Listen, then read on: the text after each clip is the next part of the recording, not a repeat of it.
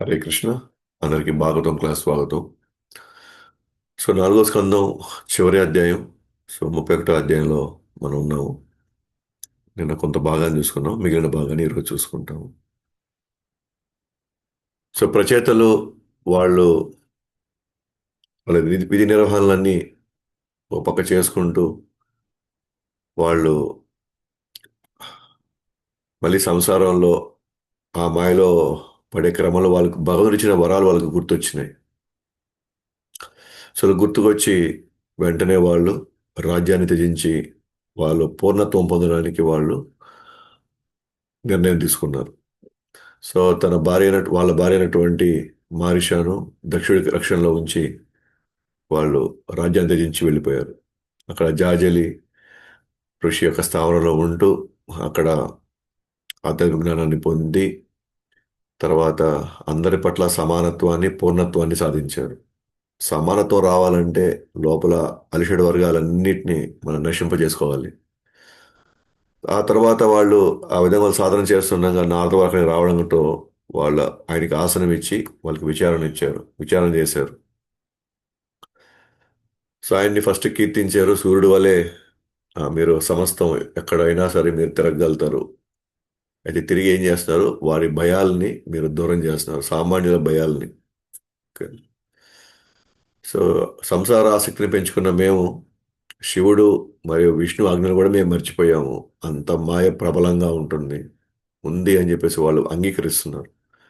దయచేసి మమ్మల్ని అంధకారం నుంచి దీని నుంచి మమ్మల్ని బయటపడేయండి అంటారు. ఆల్రెడీ వాళ్ళు పూర్ణం అయిపోయారు, కానీ వీళ్ళు నిజంగా పరిపూర్ణం అయ్యారు అన్న విషయాన్ని మనం ఎలా తెలుసుకోవచ్చు అంటే, వాళ్ళు ఇంకా మేము అంధకారంలో ఉన్నాం, ఇంకా మేము ఎటువంటి అర్హత మాకు లేదు, మేము ఆ, దయచేసి మా మీద మీరు దయదలచండి అని చెప్పి వాళ్ళు పదే పదే జెన్యున్గా వాళ్ళు వేడుకుంటారు అనమాట. ఎలా వేడుకుంటారంటే కళ్ళలోంచి నీళ్ళు వచ్చి నిజంగా వాళ్ళు అంత దుఃఖంలో ఉన్నారేమో అని మనకి ఆ ఫీలింగ్ మనకు వస్తుంది వాళ్ళకి.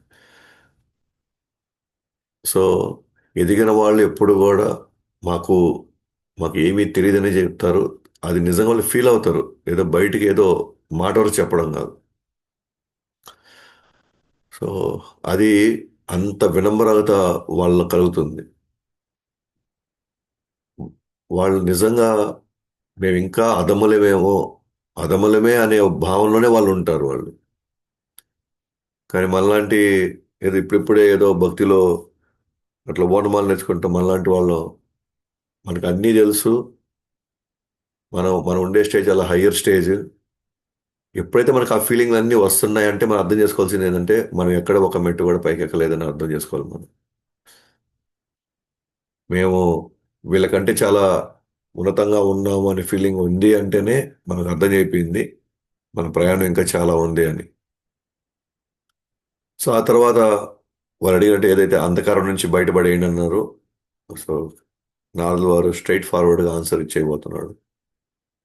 మీరు ఎన్ని ఆధ్యాత్మిక సాధనలు చేసినా సరే అంతిమ లక్ష్యం భగవానుడి యొక్క సేవ చేసుకోవాలి.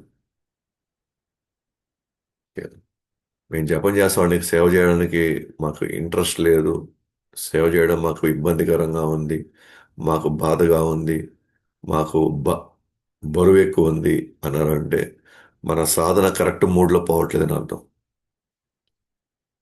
నేను భగవద్గీత భాగవతం నేను ఎక్కువ వింటానండి, చదువుతానండి, కానీ నాకు సేవ చేయబుద్ధి కావట్లేదు అని అనుకోండి, మన చదువు కరెక్ట్ కరెక్ట్ మూడ్లో పోవట్లేదని అర్థం. మనం చదివేది మనం వినేది ఏది కరెక్ట్ మూడ్లో పోవట్లేదు. ఎందుకంటే భగవన్నామం చేసేటప్పుడు మనం హరే కృష్ణ మంత్రం అంటున్నాము అంటే హరే కృష్ణ మంత్రంలో మనం ఓ రాధారాణిని మనం వేడుకుంటున్నాం, నన్ను ఎప్పుడు కృష్ణుడి సేవలు పెట్టమ్మా అని చెప్పేసి మనం వేడుకుంటున్నాం. నేను జపం చేస్తున్నాను కానీ నాకు సేవ చేయబుద్ధి కావట్లేదు అని అంటే అంటే మనం జపం కరెక్ట్ మూడ్లో పోవట్లేదు. అది రైట్ డైరెక్షన్లో అవి జరగట్లేదు. అది భిన్నంగా అహంకారం వైపు గర్వం వైపు వెళ్తున్నాయి అవన్నీ. ఎందుకంటే జెన్యున్గా మనం శుద్ధం అవుతున్నామంటే మనలో ఆత్మ లక్షణాలు వస్తాయి. ఏంటి ఆత్మ లక్షణాలు? కృష్ణుడి యొక్క సేవకుడు అనేటువంటి భావన ఇంకా పెరుగుతూనే ఉంటుంది. ఆ సేవ ఎప్పుడెప్పుడు చేయాలా, నేను ఏ విధంగా నేను ఆ సేవకు నేను ఉపయోగపడగలను అనే ఇటువంటి భావనే ఉంటుంది. అంతేగాని మనకి మనం ఒక పక్క జపం చేస్తున్నాం, ఇంకో పక్క మనం ఆయన ఆయన లీలలు మనం వింటూ ఉన్నాం, అయినా మనకు అవ్వట్లేదు అని అంటే సో ఎక్కడో తేడా పడుతుందని అర్థం. అందుకనే మన జన్మ కర్మలు జీవితం మనసు వాక్కులు భగవద్ సేవ నిమగ్నమైనప్పుడు మాత్రమే పూర్ణమవుతుంది. అలాగే మూడు రకాల మానవ నాగరికమైన మానవ జన్మ గురించి మాట్లాడాం.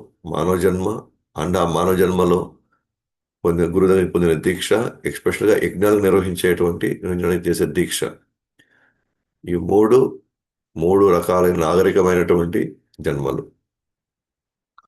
అలాగే వైదిక కర్మలు కావచ్చు, మానవ ఆయుష్ కావచ్చు, వైదిక విద్య, తపస్సు, వాక్శక్తి ఏవైనా కావచ్చు, ఇవన్నీ కూడా భక్తిలో ఉపయోగపడకపోతే, సేవలో ఉపయోగపడకపోతే అవన్నీ మనం పెట్టుకొని మనకు బరువు అవుతాయే తప్ప వాటి వల్ల మనం ఆ, అనేక కర్మలు మనం అనుభవించాల్సిందే. అది దేవుడి సేవకు వాడకపోతే వాటిల్ని మన సొంత ప్రయోజనాల కోసం వాడినప్పుడు దాని తగినట్టుగా మనకి తగిన కర్మలు మనం అనుభవించాల్సి వస్తుంది. అలాగే అనేక యోగములు కావచ్చు, అనేక ఆశ్రమాలు కావచ్చు, ఏమైనా కానీ మంగళకర కార్యక్రమాలు ఏమైనా కానీ అది భక్తిలో ఉపయోగించకపోతే అది హరిని సాక్షాత్కరించుకోవడానికి అవి ఉపయోగపడవు మనకి. సేవలు ఉపయోగపడకపోతే అవన్నీ మనకి కృష్ణుడి దర్శనానికి దూరం చేస్తాయి. అన్ని కార్యములు ఆత్మసాక్షాత్కారం కోసమే అయి ఉండాలి. అండ్ ఆత్మసాక్షాత్కారం యొక్క లక్ష్యం ఏంటి అని అంటే భగవంతుని తృప్తిపరచడమే. అంటే దాని అర్థం ఏంటంటే తనను తాను అర్పించుకోవడమే.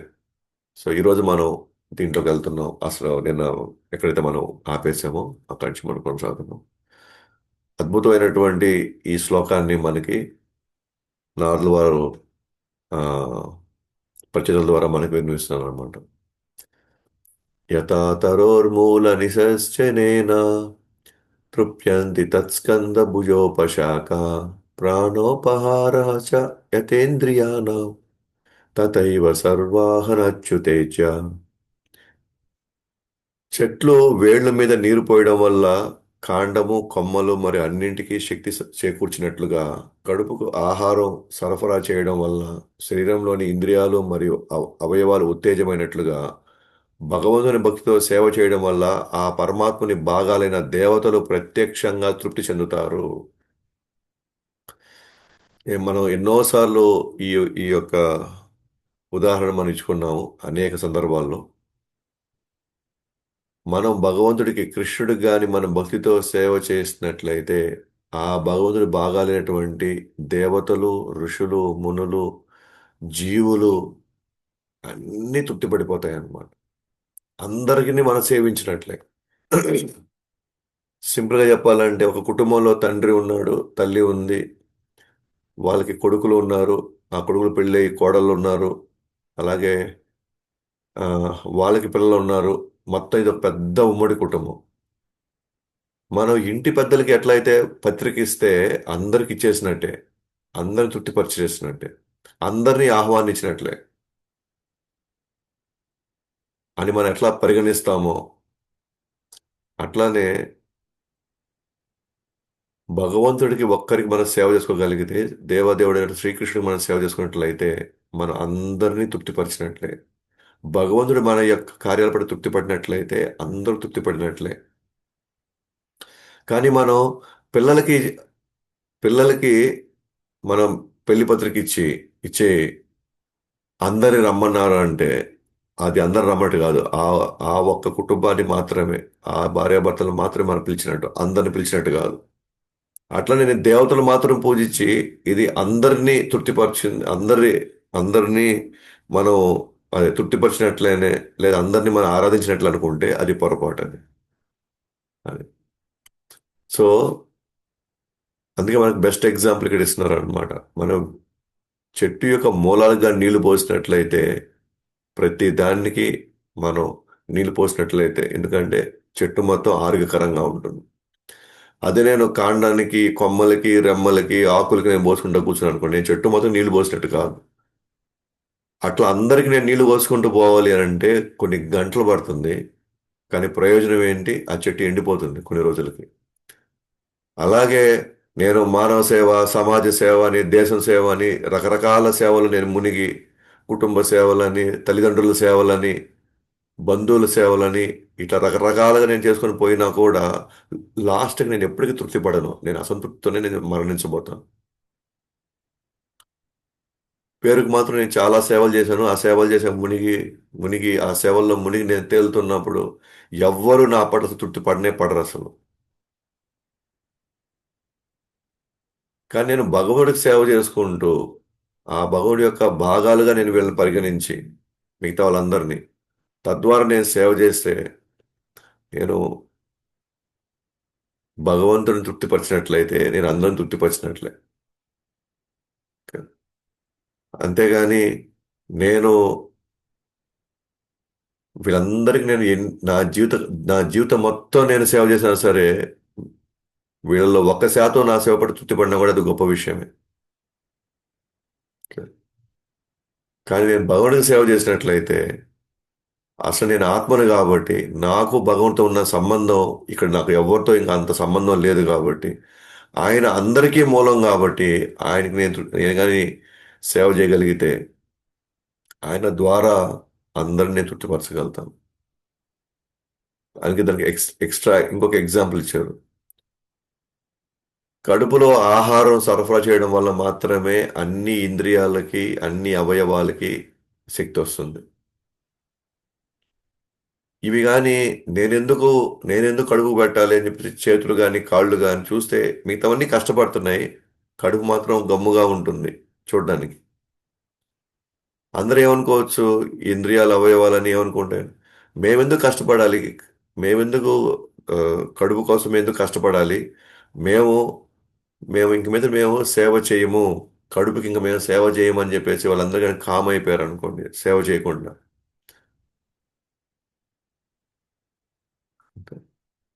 దాని అర్థమే అంటే కళ్ళు కావాలి ఆహారం చూడడానికి. చేతులు కావాలి ఆహారాన్ని తీసుకోవడానికి. కాళ్ళు కావాలి ఆహారం తెచ్చుకునేదాకా అక్కడి దాకా పోవడానికి. అన్ని తీసుకొచ్చి ఎక్కడ వేయాలి? నోట్లో వేయాలి.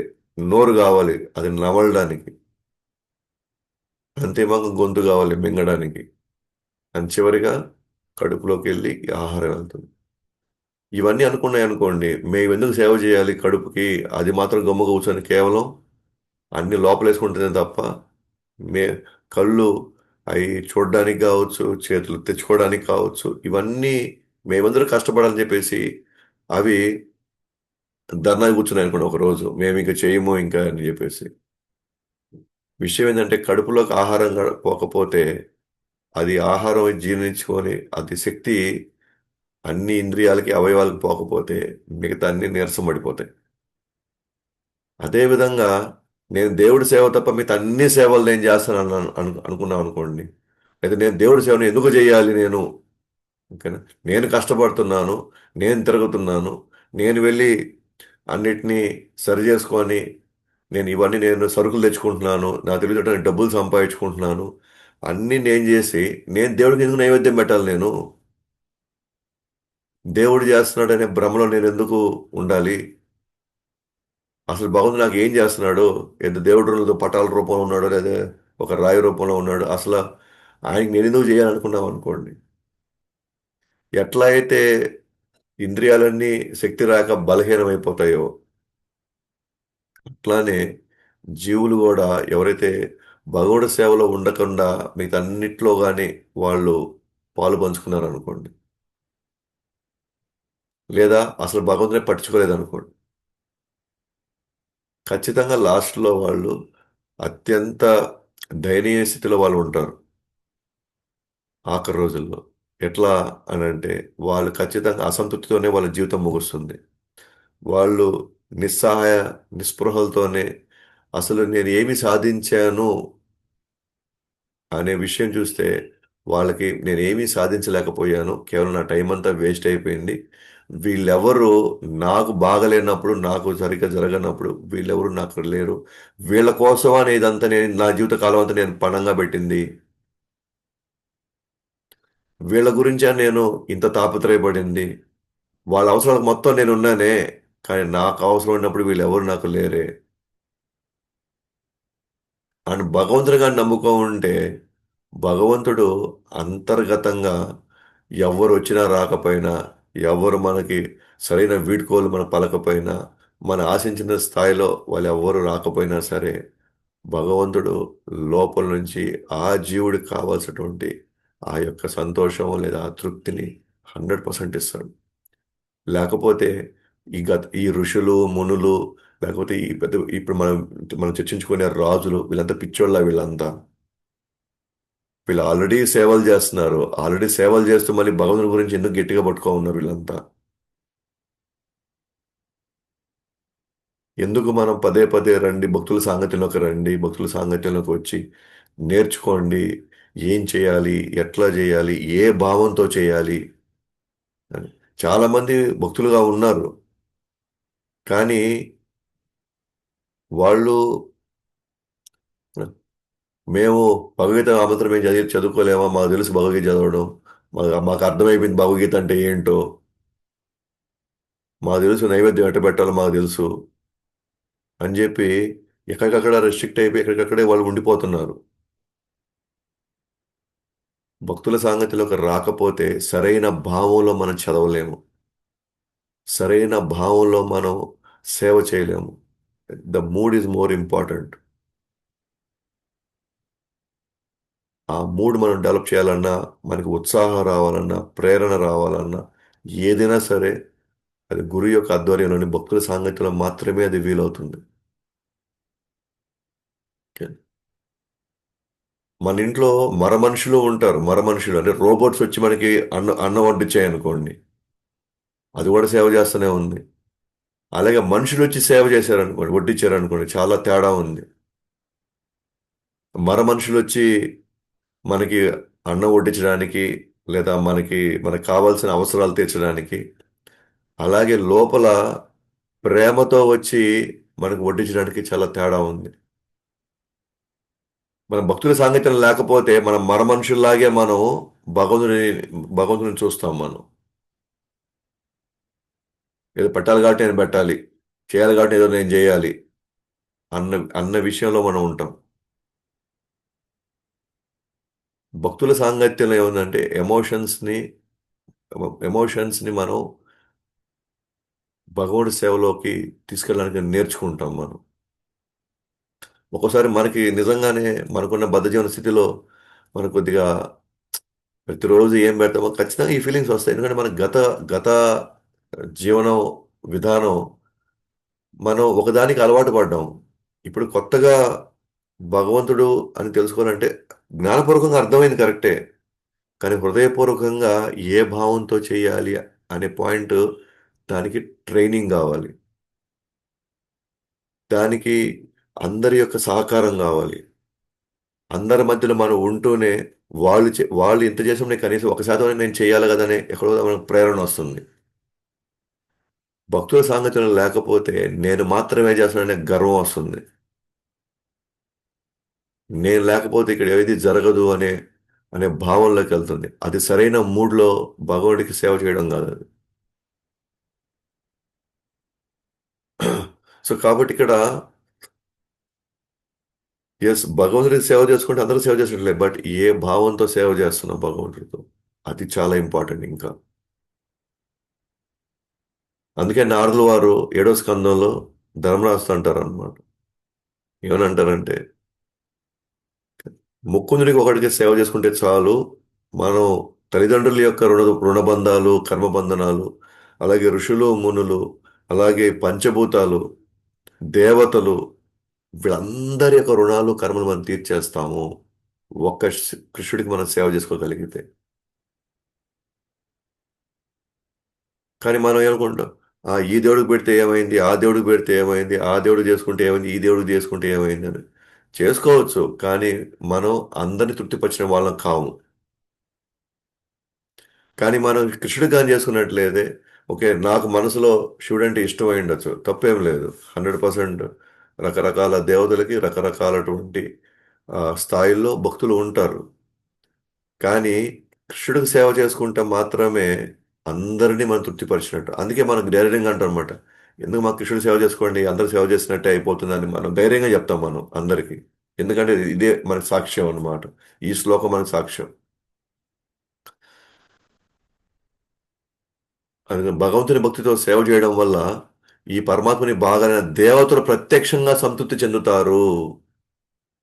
మనం అనుకోండి, ఇప్పుడు నేను సడన్ గా కృష్ణుని పట్టుకుంటే ఈ దేవతలు నా మీద కక్ష కడతారేమో.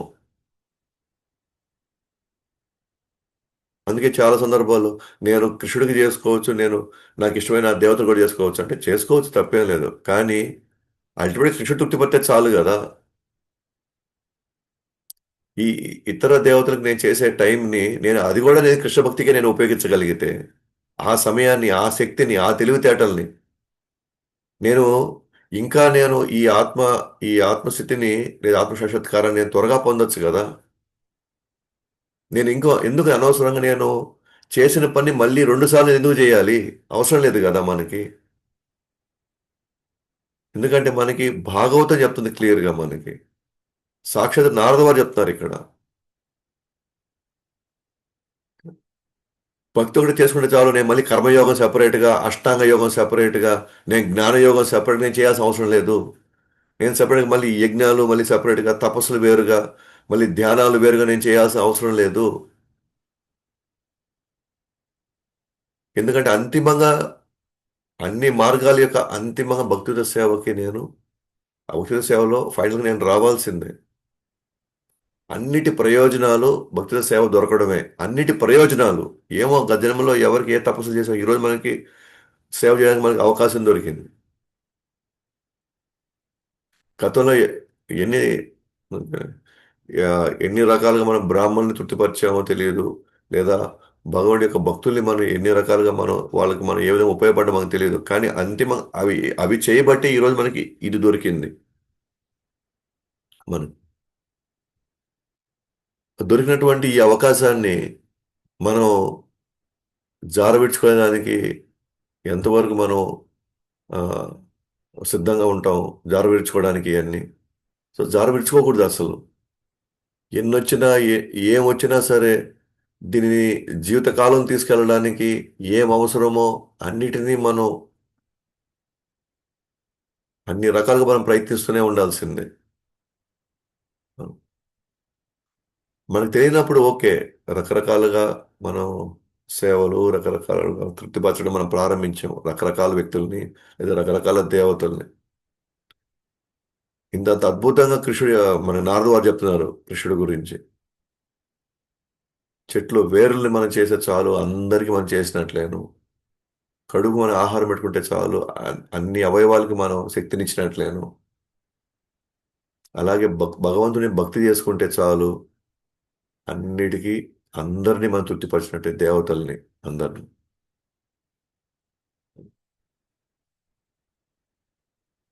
కాబట్టి ఆయన అంటున్నాడు అన్ని ఆరాధనలు యోగ్యమైన వాడు భగవంతుడు. అంటే అన్ని ఆరాధనలకు యోగ్యమైన వాడు భగవంతుడే. ప్రతి ఒక్కటి భగవంతుడి నుండి ఉద్భవించింది. తిరిగి ఆయన వద్దే సమాప్తమవుతుంది. ఎట్లా అయితే సూర్యుడు నీరు తీసుకున్నాడు. ఎందుకు? మళ్ళీ మళ్ళీ భూమికి ఇయడానికే. భూమి నుండి నీళ్లు తీసుకుంటున్నాడు సూర్యుడు. ఎందుకు? మళ్ళీ వర్షం రూపంలో మళ్ళీ వాళ్ళకి ప్రయోజనం ఇయడానికే.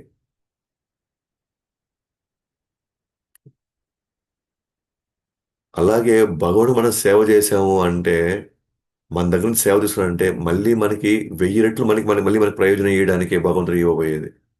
చూడండి ఎంత అద్భుతమైనటువంటి ఉదాహరణ మనకిస్తున్నాడు. అంటే మనం ఆలోచించుకోవాల్సింది ఏంటంటే, నేను ఈరోజు సేవ చేసేది నేను ఎవరికో ఇస్కాన్‌కి కాదు నేను సేవ చేసేది. లేదా అక్కడ ఉండే ఎవరో గురువు గారికో, లేదా ఎవరో మహారాజ్ గారికో, లేదా నేను ఇంకెవరికో ప్రభుజీకో, ఇంకెవరికో మాతాజీకో నేను చేయట్లేదు ఇది. నేను సేవ చేస్తున్నానంటే అది భగవంతుడికి అండ్ భగవంతుడు మనకి అది 1000 రెట్లు మళ్ళీ మన ప్రయోజనం ఇయడానికి. ఏమో ఇప్పుడు మనకు అర్థం కాదు. ఎట్లా ఇస్తాడు? ఏ స్థాయిలో ఇస్తాడో మనకు తెలియదు. కానీ ఖచ్చితంగా మనకిస్తాడు. మన కర్మ సిద్ధాంతాన్ని మనం చాలా చాలా లో లెవెల్‌లో అర్థం చేసుకోవచ్చు. చిన్న లెవెల్‌లో మనం అర్థం చేసుకోవచ్చు. ఏంటది? నేను ఈరోజు సిగరెట్లు కొట్టాను అనంటే, దాని ప్రతిఫలం నేను అనుభవించాల్సిందే. ఇదే ఇదే జన్మలోనే నా ఊపిరితిత్తులకు ప్రాబ్లం వస్తుంది. యాక్షన్ చేశాను, రియాక్షన్ వచ్చింది. అదే దేవుడి సంగతి పక్కన పెట్టండి. మామూలు కూడా ఇక్కడ కర్మ సిద్ధాంతం పనిచేస్తుంది. మామూలు కూడా అంటే ఒక జన్మలోనే మనం తీసుకున్నాం అనుకోండి. ఒక జన్మలోనే వేరే జన్మలు ఉన్నాయి అని మర్చిపోదాం పక్కన ప్రస్తుతానికి. నేను నాణ్యమైన ఆయిల్ వాడాను అనుకోండి వంటకి, నాకు నాణ్యమైన ఆరోగ్యం, నాకు ఎక్కువ కాలం నేను ఉంటాను. యాక్షన్ నేను మంచి చేశాను, రియాక్షన్ నాకు మంచే వచ్చింది. నేను నాణ్యమైన విత్తనం వేశాను కాబట్టి నాకు నాణ్యమైన ఫలాలే వస్తాయి. నేను నాణ్యమైన వేసి కూడా ఇది ఇది ఆ, విరుద్ధంగా నకిలీవో లేకపోతే నాణ్యమ నాణ్యమైన కానివి ఆ, విత్తనాలు వచ్చాయి అనుకోండి, అది ఇప్పుడు జరగదు కదా అట్లాగా. నేను మంచి చేస్తే నాకు మంచి తిరిగి రావాలి, వస్తుంది. కాకపోతే మన ప్రాబ్లం ఏంటంటే నేను ఇప్పుడు చేసిన నాకు ఇప్పుడే రావాలి కదా నాకు. నేను అనుకున్నట్టే రావాలి కదా. నేను అనుకున్న సమయంలోనే నాకు రావాలి కదా. ఇదే తలకాయ నొప్పి మనకి. అండ్ ఇక్కడ ఏదైనా సరే న్యాచురల్ అయిన ఏదైనా సరే సహజమైన ఏమైనా సరే వాటికి టైం పడుతుంది. ఏది చేసినా దానికి టైం పడుతుంది. సహజమైనవి ఏ చెట్లు వేసామో దానికి తగిన సమయం ఉంటుంది. నేను ఆవాల గింజలు వేసాను అనుకో, నాణ్యమనే వేసాను, అది త్వరగా వచ్చేస్తుంది.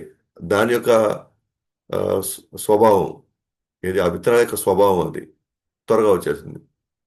నేను టెంకాయ చెట్లు వేసుకున్నాను అనుకోండి, పడుతుంది, టైం పడుతుంది.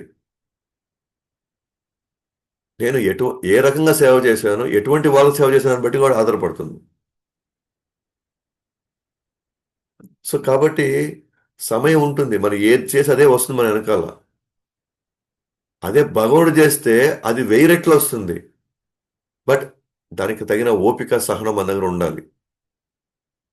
ఎలాగైతే చెట్లను బట్టి మనకు ఓపికను బట్టి మన ఓపిక ఉండాలి, ఇన్ని సంవత్సరాల తర్వాత అది వస్తుంది అని. అలాగే మనం బిడ్డలు కావాలనుకున్నప్పుడు మనకు కలిసిన వెంటనే బిడ్డలు రారు. దానికి కూడా టైం ఉంది, 9 నెలలు 10 నెలలు టైం పడుతుంది దానికి కూడా.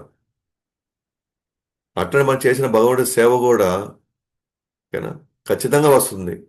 ఇట్లాంటి చిన్న చిన్న వాటికే దాని ఫలితం మనకు వస్తున్నప్పుడు మరి భగవంతుడికి సేవ చేస్తుంటే ఆ ఫలితం రాకుండా ఎట్టబోతుంది. కానీ మన ప్రాబ్లం ఏంటంటే నాకు ఇప్పుడే కావాలి ఇది.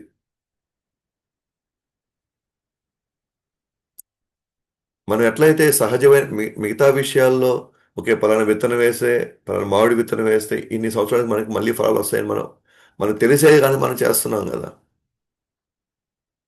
అంటే మనం ఓపికగా ఉంటున్నాం. లేదు నాకు అప్పుడుదా నాకు ఓపిక లేదు అనుకుంటే అప్పుడు తక్కువ పంటలు, తక్కువ దిగుబడి లేదా తక్కువ నాణ్యతగా ఉండేటువంటి వాటి మీద మనం పోవాల్సిందే అప్పుడు. వజ్రం కొనాలి అంటే దానికి తగినట్టుగా మనం కష్టపడాలి, దానికి తగినట్టుగా మనం ఓపిక కూడా ఉండాలి. అది ఎన్ని సంవత్సరాలు పడుతుందో మనకు తెలియదు. ఆ మధ్యలో మనం అవమానాలు పడాలా, మోసపోవాలా, ఎన్నెన్నో ఒడిదుడుకులు మనం ఫేస్ చేయాల్సి వస్తుంది.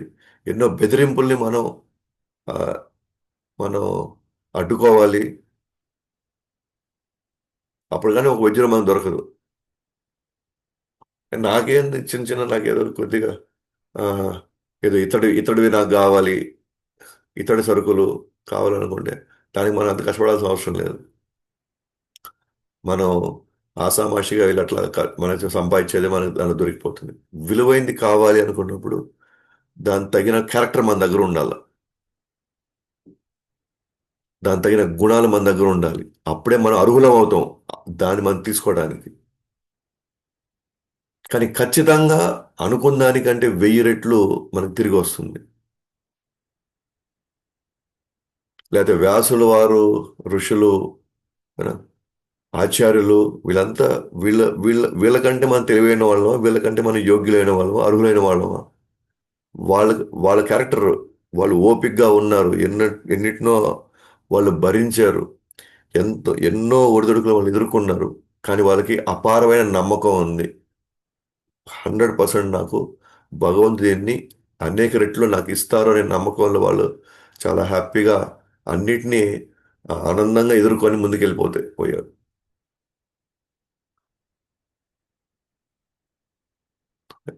అలాగే జీవులు కూడా ఏదైతే భూమి నుంచి తెచ్చుకుంటారో అతను మళ్ళీ భూమి మీద వదిలేసి పోవాల్సిందే. మీరు ఖనిజాలు తీయండి భూమి నుంచి,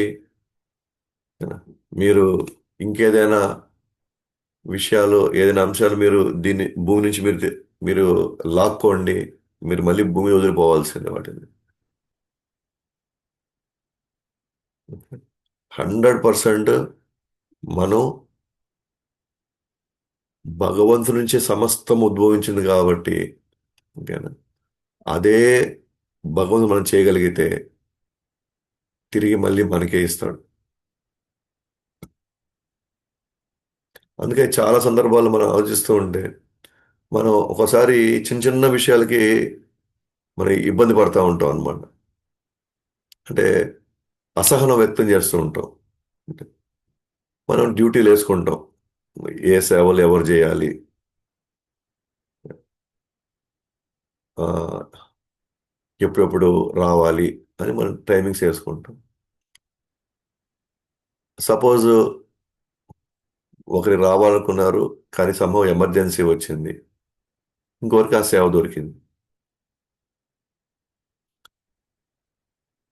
ఎవరైతే ఇంకొకరికి ఆ సేవ దొరికిందో ఆ వ్యక్తి యాక్చువల్గా ఏమనుకోవాలి అని అంటే, అరే వాళ్ళు రాలేకపోయారు, ఏదో ఇబ్బంది వచ్చిందో, ఏదో ఒక ఎమర్జెన్సీ వచ్చిందో వాళ్ళు రాలేకపోయారు, నాకు అదృష్టం కలిగింది కదా, ఎందుకంటే నేను భగవానుడు సేవ చేసింది అది నాకే మళ్ళీ తిరిగి వస్తుంది కదా అనే భావంలో ఉంటే తను అత్యంత ప్రయోజనం పొందగలుగుతాడు. కానీ ఆ, వచ్చి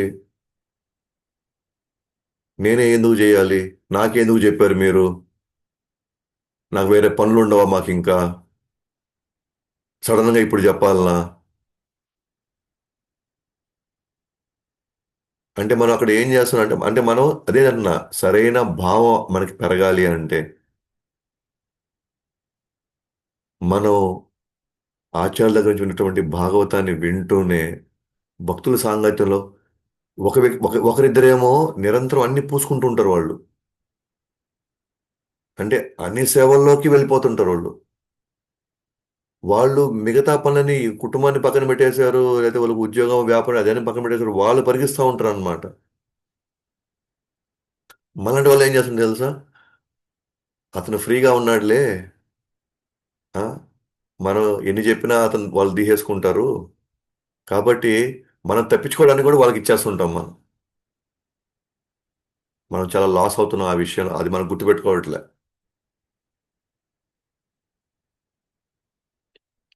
మనం భగవాన్ సేవ చేయలేకపోయినప్పుడు మనం ఏ సేవలో ఉంటున్నాము, ఏదో భౌతిక సేవలో ఉంటుంటాం. దానివల్ల మనకి కర్మ పెరుగుతుందా తగ్గుతుందా. అదే నాకు వచ్చిన ఈ అవకాశాన్ని నేను ఉపయోగించుకొని నేను భగవాన్ సేవలో నేను ఆత్రంగా తీసుకొని నేను ఇంకా నాకు అవకాశాన్ని తీసుకోగలిగితే ఎవరు త్వరగా బయటపడతారు.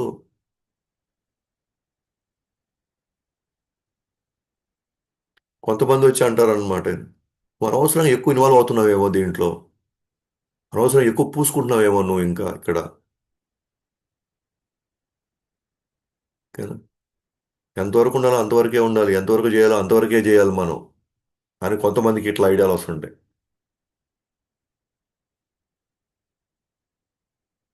మిగతా విషయాల్లో అంటే మిగతా అంశాల్లో అంటే జీవితంలో రకరకాలటువంటి డిపార్ట్మెంట్స్లో, రకరకాల ఉద్యోగాల్లో, రకరకాల వ్యాపారాల్లో, రకరకాల కుటుంబ విశేషాల్లో మీరు ఎంత ఇన్వాల్వ్ అవుతున్నారో అది మీ ఇష్టం, ఓకేనా.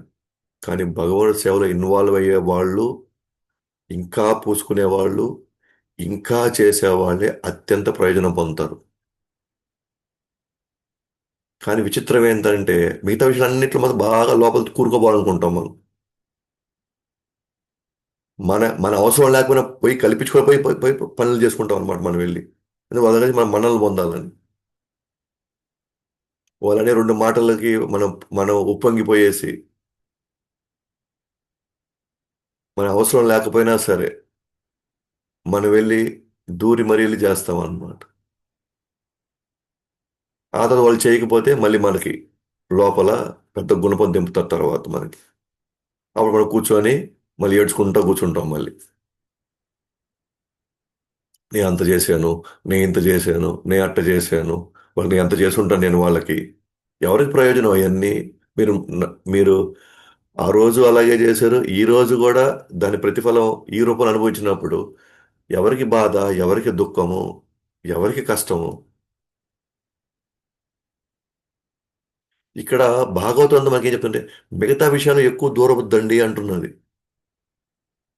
ఈవెన్ సొంత కుటుంబ విషయంలో కూడా ఎక్కువ దూరొద్దు అంటున్నారు. ఒక ఒక స్థాయి వచ్చిన తర్వాత బయటకొచ్చేయండి అంటున్నారు. పిల్లలుంటే వాళ్ళు చూసుకుంటారు. వాళ్ళకి కూడా తెలివితేటలున్నాయి. వాళ్ళకి గూడా ఆహ్, తగిన శక్తి సామర్థ్యాలున్నాయి వాళ్ళకి గూడా. ఎక్కడ ఎక్కువ ఇన్వాల్వ్ అవ్వాలో అక్కడ మనం అసలు ఏమాత్రం పైపైనే అటటటటా ఉంటున్నాం. మన తలరాతను మార్చే విషయాల్లో. ఎక్కడైతే మనం ఇంకా సమస్యల్లో ఇంకా కొని తెచ్చుకుంటాం, ఇంకా మనం దుఃఖంలోకెళ్తున్నాం, పూర్తిగా ఇన్వాల్వ్ అయిపోతున్నాం అక్కడ మాత్రం ఎళ్లి.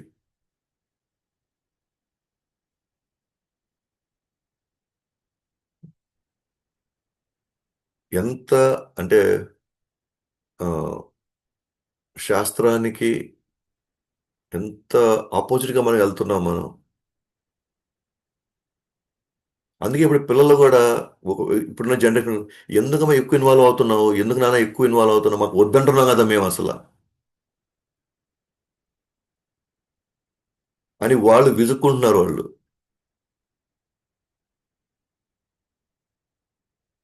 వాళ్ళు "వద్దు నాయనా" అంటున్నారు. అయినా పోయి లోపలికి ఇన్వాల్వ్ అవుతున్నాం. టెంపుల్‌లో ఉన్న టెంపుల్‌లో ఉన్నటువంటి అంటే మహారాజులో లేకపోతే ఇంకెవరైనా భక్తులొచ్చేసి "రండయ్యా బాబు కృష్ణుడి సేవలో ఇన్వాల్వ్ అవ్వండి" అంటే "ఓహో!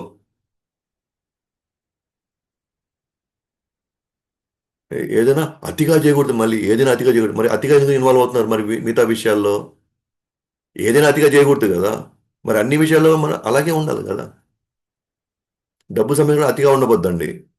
అప్పుడు బంధువులు కలుసుకోవడం అతిగా ఉండొద్దండి. వ్యాపార నిర్ణయాలు అతిగా ఉండొద్దండి. అప్పుడు ఓకే. అప్పుడు భగవత్ సేవలో కూడా అతిగా ఉండాల్సిన అవసరం లేదు.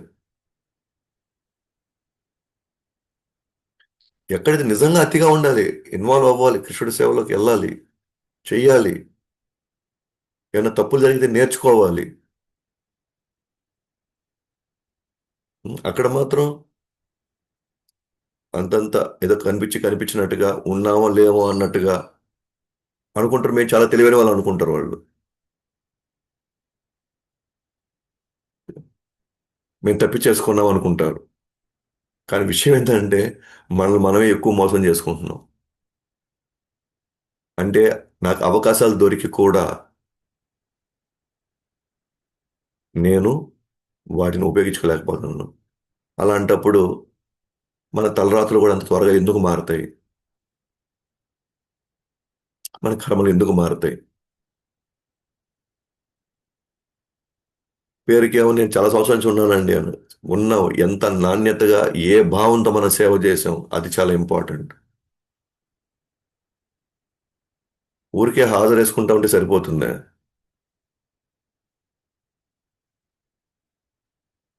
భక్తిలో బాధ్యత తీసుకొని, బాధ్యతకు మించి అవ అవకాశాలు మొత్తం ఉపయోగించుకున్న వాళ్ళు మాత్రమే మరణ సమయంలో చాలా తృప్తిని, ఆనందాన్ని వాళ్ళు ఆస్వాదిస్తారు.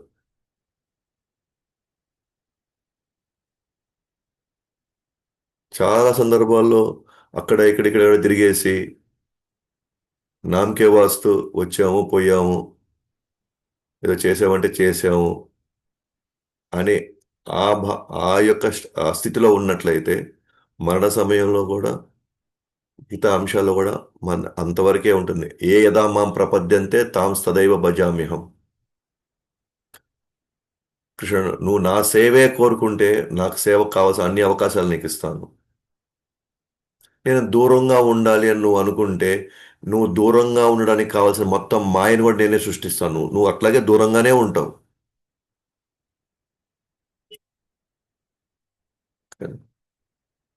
ఇన్వాల్వ్ అవ్వాలి అనుకుంటే ఆటంకాలని నేను తీస్తాను.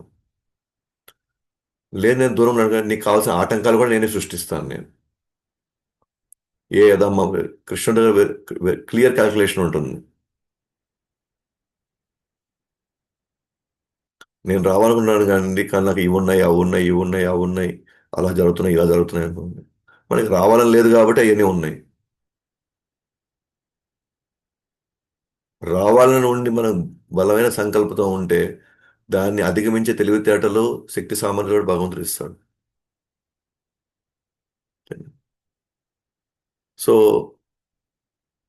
విశ్వం మొత్తము ఓకేనా, భగవంతుడు ఆయన ఎలా అయితే వ్యాపించి ఉన్నాడు, ఆయన తెలియకుండా ఏమీ లేదు. ప్రతి దాంట్లోనూ ఆయన యొక్క ఉనికి ఉంటుంది. ఎట్లా అయితే సూర్యుడి యొక్క మొత్తం ప్రతి దగ్గర ఎట్లా ఉన్నాడు, కిరణాల ద్వారా మొత్తాన్ని ఆయన వ్యాపించున్నాడు. అలాగే శరీరం శరీరంలో ఉన్నటువంటి శరీరం యొక్క శక్తి ఓకేనా, మొత్తం ఇంద్రియాలకు కూడా అది పాకుతుంది. సూర్యుడు ఎలా అయితే పాకుతాడో మొత్తాన్ని, భగవానుడు కూడా మొత్తం వ్యాపిస్తాడు, సూర్యుడు మొత్తం వ్యాపిస్తాడు. అండ్ శరీరంలో ఉన్నటువంటి శక్తి సర్వ ఇంద్రియాలు మొత్తానికి వెళ్తుంది.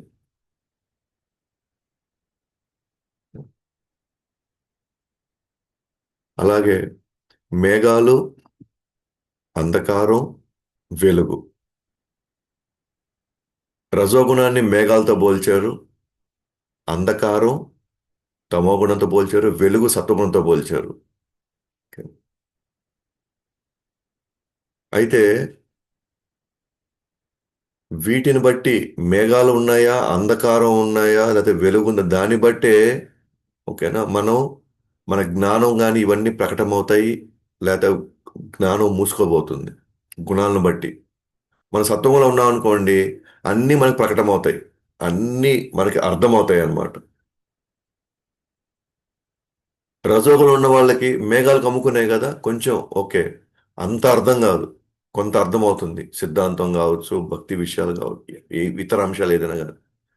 అని తమోగుణం ఉన్న వాళ్ళకి అసలు అర్థమే కాదు, ఎందుకంటే అంధకారం పూర్తిగా. మనమే మన గుణాలని ఆ, ఆ, మనం ఏ శాతం ఎంత పెంచుకోవాలనే ఆ చాయిస్ మనకుంది. మానవుడిగా మనకు అందరికి ఛాన్స్ ఉంది ఇది. ఇప్పుడు మనం భగవద్గీత భాగవతాన్ని కొంత మనం ఈ ఈ జర్నీలో ఎంతో కొంత మనకు అర్థమైంది అని అంటే, సత్వగుణం ఏంటో అర్థమై ఉంటుంది, రజోగుణం ఏంటో అర్థమై ఉంటుంది, తమోగుణం ఏంటో అర్థమై ఉంటుంది. మనకు తెలుసు, ఓకే, ఈ విషయాలు నాలో తమోగుణం ఎక్కువ ఉంది, ఈ అంశాలు నాలో రజోగుణం ఎక్కువ ఉంది, ఈ అంశాలు నాకు సత్వగుణం ఉంది అని ఎంతో కొంత మనం విశ్లేషించుకోవచ్చు. మనకు అర్థమైనప్పుడు మనమే కదా, ఓకే, సత్వగుణంలో కానీ వస్తే మనకి సమస్తం అర్థమైపోద్ది అనమాట. అంటే వెలుగులోకి వస్తామన్నమాట, అంటే మనకి అన్నీ అర్థమవుతాయి. అలాంటప్పుడు అప్పుడు నా నా యొక్క సత్వగుణ శాతాన్ని నేను పెంచుకోవాలి కదా నేను. అప్పుడు సత్వగుణ అంశాలు నేను పెంచుకోవాలి. సత్వగుణ అంశాలు నేను పెంచుకోవాలి అంటే అప్పుడు ఏం చేయాలి, సత్వగుణ కాలాన్ని నేను ఎక్కువ కాలం నేను ఉపయోగించాలి కదా. సత్వగుణం ఎప్పుడు తెల్లవారుజామునే కదా, 3:30 నుంచి 6:30 7 గంటల లోపల ఆ సమయం అంతా నేను ఉపయోగించుకోవాలి కదా నేను. మరి ఆ టైం నేను నిద్ర లేయాలి కదా. అవును, తమోగుణం మనల్ని ఇబ్బంది పెడుతుంది. మనం ఇక్కడే ఇంకొద్దిసేపు పడుకో, ఇంకొద్దిసేపు టైము ఈ విధంగా గడుపు, ఓకే, నీ ఆరోగ్యం ఎటు అయిపోద్ది, 100 సలహాలు ఇస్తుంది తమోగుణంలో ఉన్న మనసు. కానీ మనం శాస్త్రం నుంచి మనం పొందిన జ్ఞానాన్ని మనం బయటికి తీసుకురావాల. నాలో ఉన్న తమోగుణం నన్ను ఇలా ఆడిస్తుంది, నన్ను ఇలా పొడుగా పెడుతుంది, నేను ఏ కాడికి నేను పోరాటం చేసి నేను బయటికి వెళ్ళాల్సిందే నేను అని చెప్పి ఆ సత్వగుణ కాలాన్ని మనం కొంతకాలం కొద్ది కాలం మనం పోరాడి మనం దాన్ని అధిగమించామనుకోండి, ఆ తర్వాత మన సత్వగుణ శాతం పెరిగింది కాబట్టి మరుసటి రోజు కొన్ని రోజుల తర్వాత మనకు అప్పుడు పడుకోబుద్ధి కాదు ఇంకా. ఇప్పుడు దాకా మనకి పడుకోబెట్టింది ఏమైతే తమో గుణం. అప్పుడు విశ్లేషించుకోవాలి, తమో గుణం ఈ ఉదయం నేను ఎందుకు లేలేకపోతాను అంటే రాత్రి నేను లేట్గా పడుకుంటున్నానా, రాత్రి నేను ఎక్కువ తింటున్నానా, అనవసర విషయాల చర్చలో నేను ఎక్కువ ఉంటున్నానా అని తెలుసుకొని, నేను త్వరగా పడుకోవాలి అంటే, నేను త్వరగా తెలియాలంటే నేను త్వరగా పడుకోవాలి. దాంట్లో అనవసరమైన విషయాలు ఏంది, దేని నేను అసలు ఉపయోగపడనటువంటి విషయాల మీద నేను ఎక్కడ టైం వేస్ట్ చేస్తున్నాను అని తెలుసుకొని దాని మీద అడ్జస్ట్మెంట్లు చేసుకోవాలి మనం. అప్పుడే మనం సత్వగుణ కాలాన్ని మనం పెంచుకోవచ్చు. అలాగే భక్తుల సాంగత్యం ఎక్కువ గడిపితే నా యొక్క సత్వగుణ శాతం నేను పెంచుకోగలుగుతాను. నేను ప్రసాదం మాత్రమే తింటే నేను సత్వగుణ శాతం నేను పెంచుకోగలుగుతున్నాను. నేను భగవద్గీత భాగవతాన్ని నేను చదవడము, వినడము నేను చేశాను, నా సత్వగుణ కాలాన్ని నేను పెంచుకుంటున్నాను. శాతాన్ని పెంచుకుంటున్నాను. అప్పుడు కదా నాకు అన్ని ప్రకటమవుతాయి. దానికి కావాల్సినటువంటి ఉత్సాహం వస్తుంది. దానికి కావాల్సిన శక్తి వస్తుంది. అప్పుడు కదా నేను ఇంకా పూర్తిగా నేను భగవంతుడి యొక్క సేవలో గాను, భగవంతుడి యొక్క అంశాల్లో నేను ఇన్వాల్వ్ అవ్వచ్చు.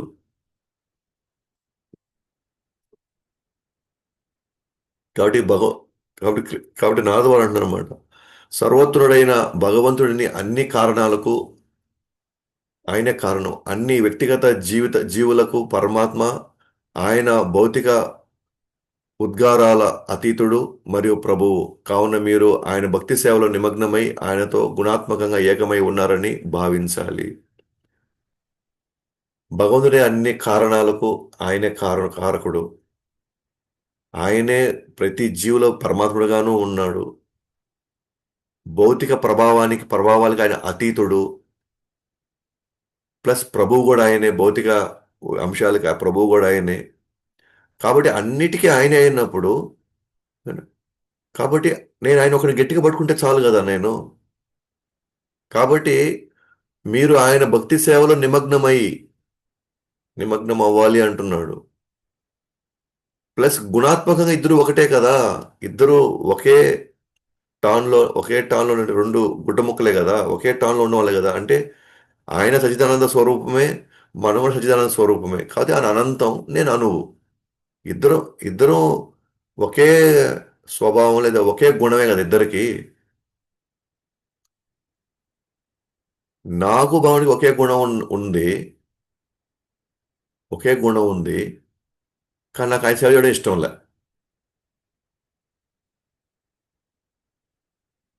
అంటే నేను ఆయన ఒకటే అయినప్పుడు గుణాత్మకంగా, అంటే ఒక ఇద్దరు స్నేహితులు ఎందుకు అవుతారు? అన్నీ ఒకే రకంగా పంచుకున్నప్పుడు, ఒకే స్వభావాన్ని పంచుకున్నప్పుడు, అంటే ఒకే రకమైన ఆలోచనలు ఉన్నప్పుడు, ఒకే రకమైన వాటిని ఇష్టపడినప్పుడు, అప్పుడు ఖచ్చితంగా వాళ్ళ మధ్య ఏం జరుగుతుంది? సహజంగానే వాళ్ళ మధ్య స్నేహం అనేది వస్తుంది. మనం ఇన్ని క్లాసులు వింటానే ఉన్నాం, నేను బదులు గుణాత్మకంగా ఒకటే ఒకటే అని. కానీ ఎందుకు సేవ చేయబుద్ధి కావట్లేదు? ఎందుకు జపం చేయబుద్ధి కావట్లేదు? ఎందుకు సేవ చేసేటువంటి ఆజ్ఞలు వచ్చినప్పుడు మనకి ఎందుకు కోపం వస్తుంది?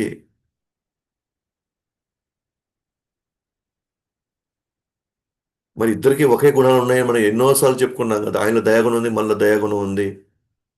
ఆయనలో ప్రేమ ఉంది, మనలో ప్రేమ ఉంది.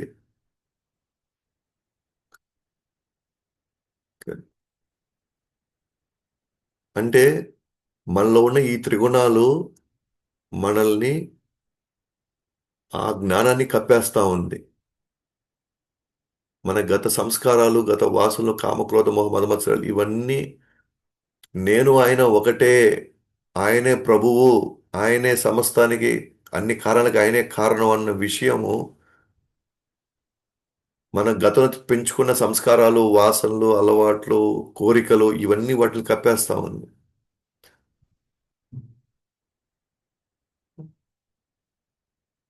ఇన్ని ఇన్ని ఇన్ని రకాలుగా ఆయన మూలమని, ఆయన ప్రభువు అని, ఆయన అన్నిటికీ అతీతుడని, నాలోని నిరంతరం ఉంటూ నన్ను కాపాడుతున్నాడు అని, నన్ను సరైనటువంటి దిశలో ఆయన నాకు గైడ్ చేస్తున్నాడని నాకు తెలిసినప్పుడు, మరి నేను ఆయనతో ఉన్న నా సంబంధాన్ని నేను ఎందుకు పెంచుకోకూడదు సేవ ద్వారా? అందరి జీవులపై దయ చూపుతూ ఉన్న వాటితో తృప్తిపడుతూ ఇంద్రియాలను నిగ్రహించుకుంటూ ఉన్నట్లయితే భగవంతుడు త్వరగా తృప్తిపరచవచ్చును. జీవులపై అందరిపై మన దయ చూపుతూ ఉన్న వాటితో తృప్తిపడుతూ ఉన్న వాటితో తృప్తిపడుతూ నిగ్రహించుకుంటూ ఉన్నట్లయితే భగవంతుడు మనం తృప్తిపరచవచ్చు. అందరి జీవుల పట్ల దయ చూపడం. చీమ దగ్గర నుంచి బ్రహ్మదేవుడి దాకా సకల జీవులు. శత్రువులైన మనం దయ చూపించాల్సిందే. మనకి పడని వారిపై కూడా మనం దయ చూపించాల్సిందే. ఆ ఆ స్టేజ్ ఎప్పుడు వస్తుందో, అది ఈ జన్మలో వస్తుందా, 1000 జన్మలు వస్తుందా, 1,00,000 జన్మల తర్వాత వస్తుందా, అది మనం భగవంతుడిని అర్థం చేసుకునే వరకు.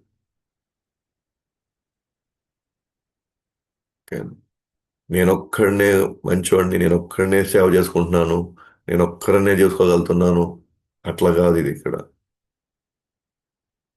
అందరితోనూ ఉండాలి, అందరి మధ్యలో ఉండాలి,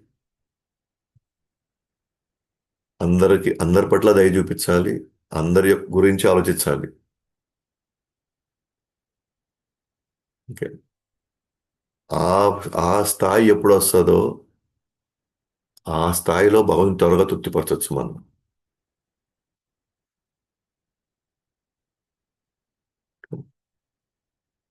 సో కాబట్టి భక్తియుత సేవ అంటే కేవలం నా వ్యక్తిగతమైనే కాదు, నాకు ఇతరుల పట్ల, నాతో ఉన్న వాళ్ళని కూడా నేను నాతో పాటు తీసుకెళ్ళగల దయ నాకు ఉండాలి. అంటే నేను చాలా వాటికి నేను సహించాలి, ఓర్పుతో ఉండాలి.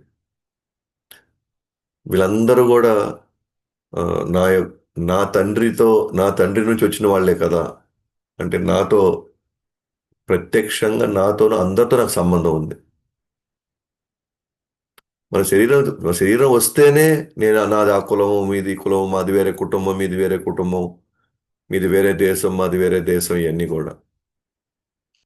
కానీ నాకు శరీరం లేదనుకోండి, నాకు సూక్ష్మ శరీరం లేదు, నాకు స్థూల శరీరము లేదు. అంటే నేను స్వచ్ఛమైన ఆత్మని. నేను ఆత్మ అనుకున్నప్పుడు నాకు చీమతో ఏ సంబంధం ఉందో నాకు వ్యక్తులతో కూడా అదే సంబంధం ఉంది. లేదా వ్యక్తులతో ఏ సంబంధం ఉందో నాకు దేవతలతో కూడా నాకు అదే సంబంధం ఉంది. నేను వీళ్ళ మధ్యన ఎటువంటి తారతమ్యాలు నేను అసలు చూడలేను. అంటే అప్పుడు నేను కృష్ణ భావంలో నేను చూస్తున్నట్టు అందరినీ. కృష్ణ భావంలో కృష్ణుడి లెవెల్లో నుంచి నేను అందరిని చూస్తున్నాను నేను అప్పుడు. అప్పుడు నాకిక్కడ అసలు శత్రువులు ఎవరున్నారు అప్పుడు? నాకు అసలు శత్రువులు ఎవరున్నారు? నాకు ఇంక మిగతా వాళ్ళు నాకు ఏ విధంగా వాళ్ళు నాకు పడని వారు అవుతారు? మిగతా వాళ్ళు ఏ విధంగా నన్ను ఆ, ఏ విధంగా నేను వాళ్ళని తక్కువగాను ఎక్కువగా నేను చూస్తాను?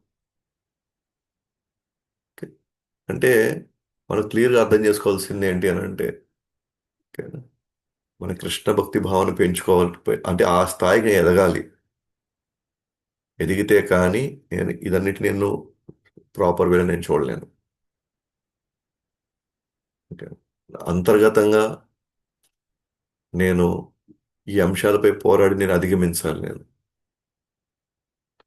అది సేవలో మాత్రమే దొరుకుతుందని.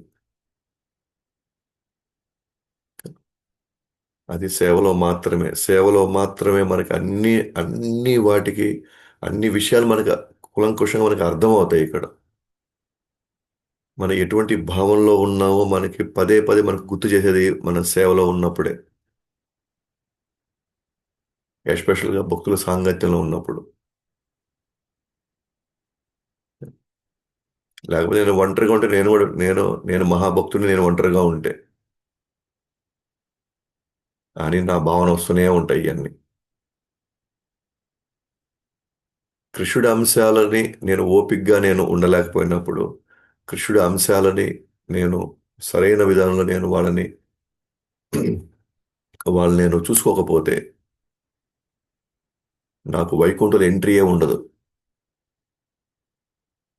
ఇక్కడ నిర్మత్సరానం, మత్సర అంటే ఈర్ష్య ద్వేషాలు లేని వాళ్ళు మాత్రమే వైకుంఠానికి అర్హులవుతారు. మీరు 128 మాలలు చేసుకోండి, 356 మాలలు చేసుకోండి, భాగవతాన్ని 50 70 80 90 సార్లు తిప్పించుకోండి, లేకపోతే ఇంకేదైనా మీరు చేసుకోండి. లోపల ఇది తగ్గిందా లేదా అని మాత్రం చెక్ చేసుకోండి. అది కూడా అందరితో ఉన్నప్పుడు.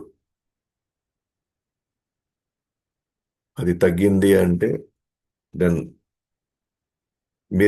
ఇంకోటి మీకు చెప్పాల్సిన అవసరం లే. మీరు భక్తులను చూస్తేనే మీరు ఆనందంగా ఉంటారు. మీరు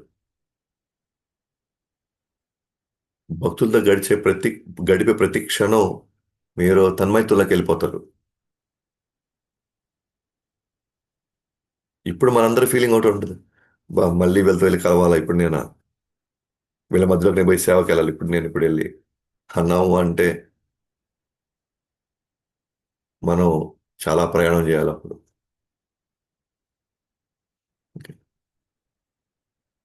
సో థియరిటికల్గా మనం అర్థం చేసుకునేది వేరు. థియరిటికల్గా మనం ఎన్నెన్నో మాట్లాడుకోవడం వేరు. ప్రాక్టికల్గా మనం ఆ స్థితిని చేరుకోవడం వేరు. సో మనము అవకాశం ఉన్నంత వరకు ఈ సూత్రాలకి ఈ సూత్రాలు మనం పాటించడానికి, ఎస్ ఇప్పుడు కష్టంగా ఉంటుంది. ప్రతిదీ మంచి విషయము, గొప్ప విషయాలు మొదట్లో చాలా ఇబ్బందికరంగా ఉంటాయి, చాలా కష్టంగా ఉంటాయి. కానీ తప్పదు, ఎప్పటికైనా నేను ఇటు పోవాల్సిందే, ఈ స్థితిలో నేను ప్రయాణించాల్సిందే అనుకున్నప్పుడు అది ఎంత త్వరగా జరిగితే అంత మంచిది. నేను అనవసరంగా లేట్ చేసుకొని డిలే చేసుకొని ఆ తర్వాత ఇప్పుడు కాదులే తర్వాత తర్వాత తర్వాత అనుకున్నాం అనుకోండి, మన రిజల్ట్ కూడా ఆ తర్వాతే వస్తుంది. జబ్బు ఉందని గ్రహించినప్పుడు ఎంత త్వరగా ఆపరేషన్ చేసుకుంటే అంత మంచిది. దాన్ని ఎంత డిలే చేసుకుంటే మరి దానికి మళ్ళీ మనం అంత నొప్పి పెరుగుతూ ఉంటుంది తప్ప తగ్గదు ఎప్పుడు. సేవలో ఇన్వాల్వ్ అవ్వాలనుకుంటే సేవలో ఇన్వాల్వ్ అవ్వడం ఎంత త్వరగా వెళ్ళేది అంత మంచిది. మంగళారతికి రావాలనుకుంటే ఎంత త్వరగా మంగళారతికి రావడం అంత మంచిది. మనం భగవద్గీత భాగవతం చదవాలనుకుంటే అది ఎంత త్వరగా మనం కంప్లీట్ చేసుకుంటే అంత మంచిది. ఓకే. సమయం ఉంది, చాలా ఇంకా కాలం ఉంది, నాకు అవి వస్తున్నాయి ఇవి వస్తున్నాయి ఇవి ఉన్నాయి అవి ఉన్నాయి అని అనుకున్నాం అనుకోండి, అది ఎప్పటికీ వదలవు అవన్నీ. మనమే లాక్కొని పీక్కొని మనం ఆ, వీటన్నిటిని వీటన్నిటి మధ్యలో మన జీవితాన్ని గడపాలి. సో మిగిలిన మనం రేపు చూస్తాము. గ్రంథరా శ్రీమద్ భాగవతం की जय, अनंत कोटि वैष्णव वृंद की जय, युगधर्म हरिनाम संकीर्तन की जय, निताय गौर प्रेमानंद।